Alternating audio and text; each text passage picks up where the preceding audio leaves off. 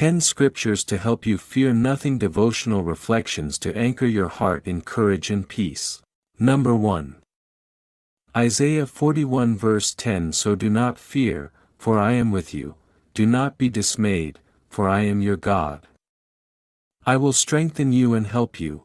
I will uphold you with my righteous right hand. Devotional reflection. This verse begins with a command, but it's not harsh or demanding. It's tender, like a father gently telling his child, "Don't be afraid, I'm right here." The words "I am with you" are the heart of this promise. Fear often stems from isolation, from the unknown, from feeling like we have to face something too big alone. But God interrupts that thinking and reminds us, you are never alone. Not in the storm, not in the silence, not in the pain. And not only is He with you, but He strengthens you, helps you, and upholds you. He doesn't just stand by watching, He gets involved. He lifts you when you're too weak to stand. He holds you when you're falling apart. His righteous right hand is mighty, steady, and strong, and it's holding you. Number 2.2 Timothy 1:7 For God has not given us a spirit of fear, but of power and of love and of a sound mind. Devotional reflection. Fear can feel like a fog, it clouds your thinking, it steals your peace, it traps you in your own mind. But Paul reminds Timothy, and us, that fear is not your inheritance. It's not your natural state as a child of God. God didn't give you fear, so you don't have to keep it. What He has given you is far greater: power to overcome, love to ground you, and a sound mind to stabilize you. This is a declaration of identity. You are not weak. You are not unstable. You are not stuck. You are equipped, empowered, and loved deeply. You don't have to manage fear, you can reject it altogether, knowing it was never part of God's plan for you. Number 3. Psalm 23 verse 4 Even though I walk through the valley of the shadow of death, I will fear no evil, for you are with me, your rod and your staff, they comfort me. Devotional reflection. The valley of the shadow of death isn't just a poetic phrase, it represents our darkest moments: grief, illness, depression, trauma, anxiety, betrayal.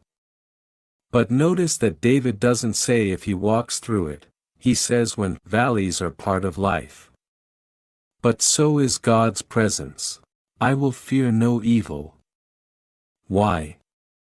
Not because evil doesn't exist, but because God is closer than the danger.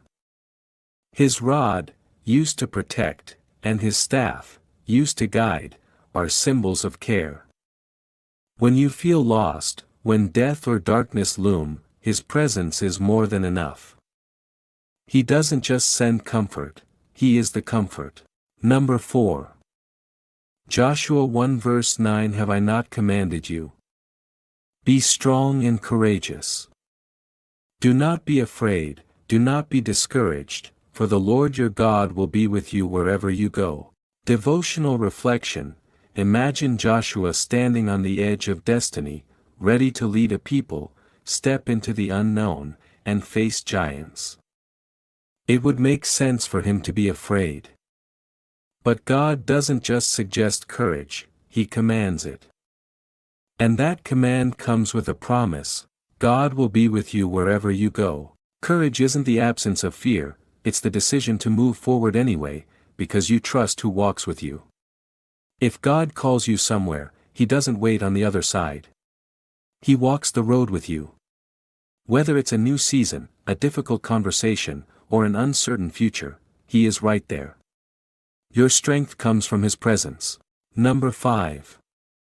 Psalm 27 verse 1 The Lord is my light and my salvation, whom shall I fear? The Lord is the stronghold of my life, of whom shall I be afraid? Devotional reflection. Fear often arises when we feel unprotected, exposed, or uncertain. David flips that script with a bold confession: the Lord is my light, my salvation, my stronghold. In other words, God is my clarity, my rescue, and my defense. Light reveals truth and casts out shadows. Salvation lifts you out of danger. A stronghold surrounds and defends you. If that's who God is for you, then who or what could possibly overpower that? This verse is an invitation to reframe your fear in light of God's identity and protection. When your God is this big, fear gets small. Number 6. Romans 8 verse 15. The Spirit you receive does not make you slaves, so that you live in fear again. Rather, the Spirit you received brought about your adoption to sonship. And by him we cry, Abba, Father. Devotional reflection. Fear enslaves, it makes you feel powerless and small. But you're not a slave. You've been adopted into God's family. You belong. You are loved. You are safe. And you have the right to cry out, not to a distant deity, but to your Abba, your loving Father. Adoption is intentional. It's permanent. It means you are wanted. God didn't just save you, He brought you into relationship. That changes everything. Fear no longer has authority, because your identity is rooted in divine sonship. Number 7. Deuteronomy 31 verse 6. Be strong and courageous. Do not be afraid or terrified because of them, for the Lord your God goes with you. He will never leave you nor forsake you. Devotional reflection. The world may give you 100 reasons to be afraid. But God gives you one greater reason not to be. He goes with you. His presence is your assurance. His constancy is your peace. This verse isn't just for moments of bravery, it's for daily life. The them you face may not be an army, it might be rejection, failure, diagnosis, or change. But no matter what them you're up against, God's promise stands, I will not leave you. I will not forsake you. Not now. Not ever. Number 8. John 14 verse 27. Peace I leave with you, my peace I give you. I do not give to you as the world gives. Do not let your hearts be troubled and do not be afraid. Devotional reflection.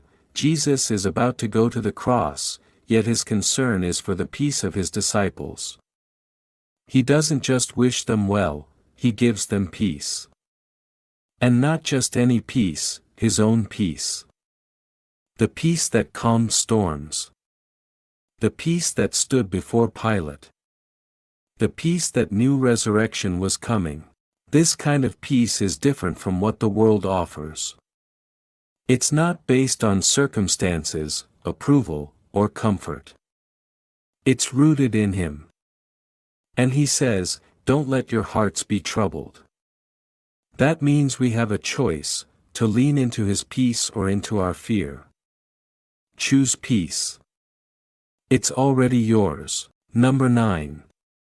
Proverbs 3:25-26. Have no fear of sudden disaster or of the ruin that overtakes the wicked, for the Lord will be at your side and will keep your foot from being snared.